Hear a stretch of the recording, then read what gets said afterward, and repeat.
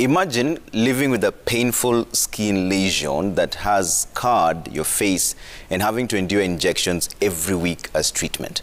Worse still, the skin lesions take away your self-esteem, social and economic muscle as well. That is the agony that those suffering from a neglected tropical disease have to endure. But is there hope? A flagship stem cell research by the Kenya Medical Research Institute, that's KEMRI, is a major step in the search of a cure.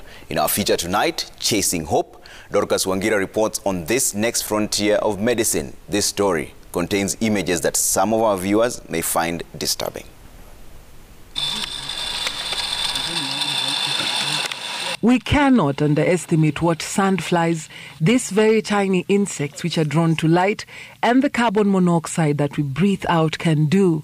They do not harm and their bite might go unnoticed. But that small bite from a female sandfly infected with the parasite Leishmania protozoa can cause cutaneous leishmaniasis, a neglected tropical disease which manifests as painful and permanent skin lesions whose treatment is long and agonizing. Ukiangalia hii masikio upande ya kushoto yenyewe imekuliwa imefika mpaka wakati nilikuwa natibiwa imewekwa shindano kama 300.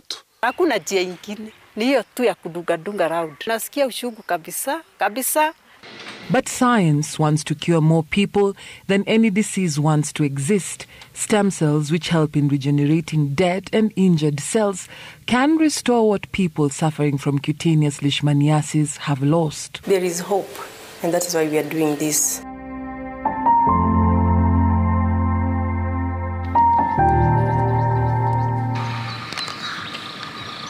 When we first met Esther Ngina in 2019, she was making a long trip by foot to the Gilgil sub-county hospital. Every step in that 2-hour walk was a labor of pain.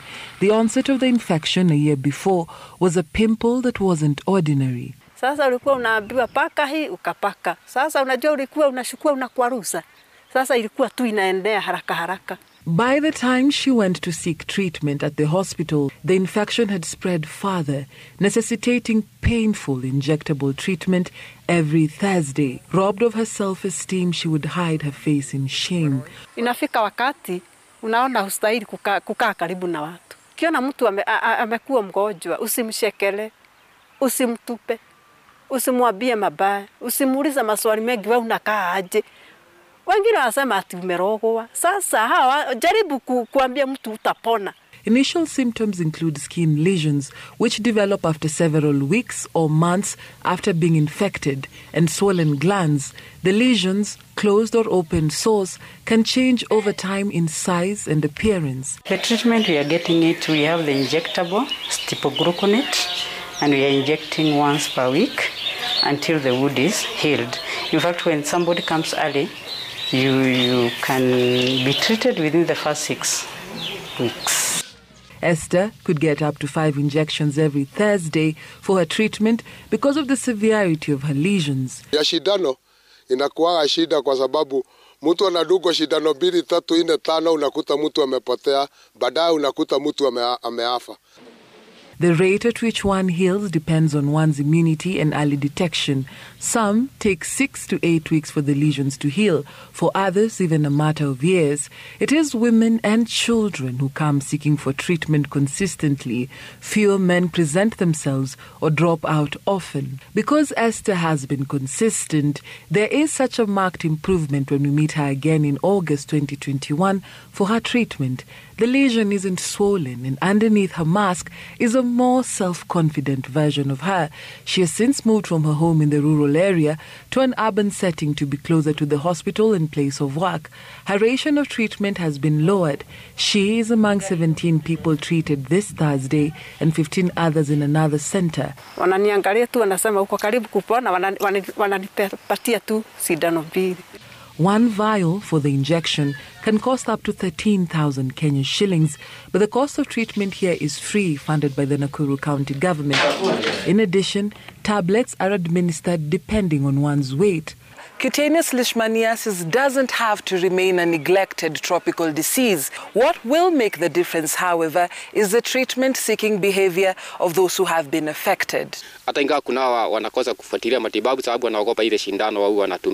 But what if science could offer another breakthrough, a better way of managing cutaneous leishmaniasis and improving the appearance of long-term scarring?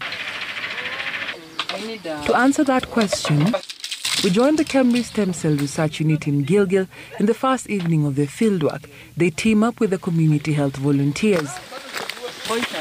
The first step, to trap sandflies and trace the parasitic disease from its vector. These nocturnal insects bite from dusk to dawn and are often found in forests, stone and mud wall cracks, and animal burrows. In Kenya, cutaneous leishmaniasis is reported from the highland areas, including the eastern slopes of Mount Elgon, the Aberdare Ranges, the Baringo district, and what was known as the Rift Valley province. We leave the light traps at night to attract and trap as many sandflies as possible. By dawn the next morning, the team collects the trap. It is a good harvest. From here, the insects will be taken to the KEMRI lab in Gilgil. They are then put in a cage. More than 20. From the cage, they are carefully sucked out or aspirated into solutions that are both antifungal and anti-parasite. There is no chance of swallowing the insects while sucking them out. The hair on the sandflies is removed before they are dissected. The scientists are looking for the female sandfly because it is the one that bites. Sandfly is such a small insect, but it causes a lot of pain and suffering when it transmits cutaneous leishmaniasis. The stem cell research that is happening here at the KEMRI lab offers an important ray of hope for those who have suffered this disease. This being a new technology, the scientists want to get it right. Once it is successful in mice, then it can be tried on primates and then on human beings.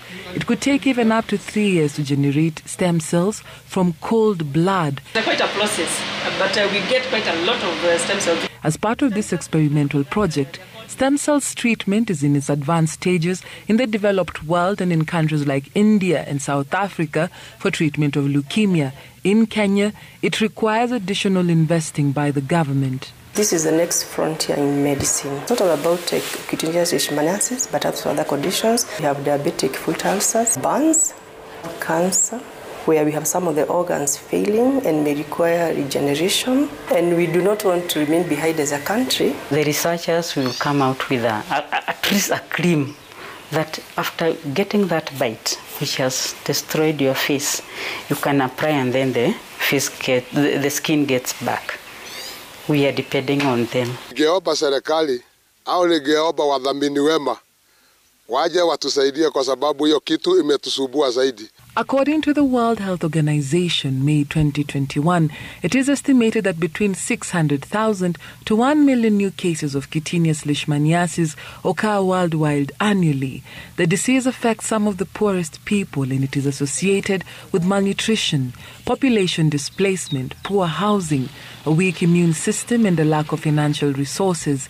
The disease prevents adults and children from going to school, working or fully participating in community life, contributing to stigma and the cycle of poverty. It will take years before the stem cell research is complete and their findings to inform applications that will benefit a human population.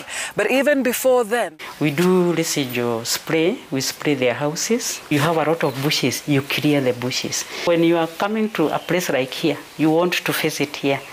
Carry your own berrant so that you don't get a bite. To seal cracks and crevices in houses like this, where the disease-carrying vector loves to dwell, to sleep under mosquito nets, and to wear long clothes such as this one to avoid being bitten by the sandflies.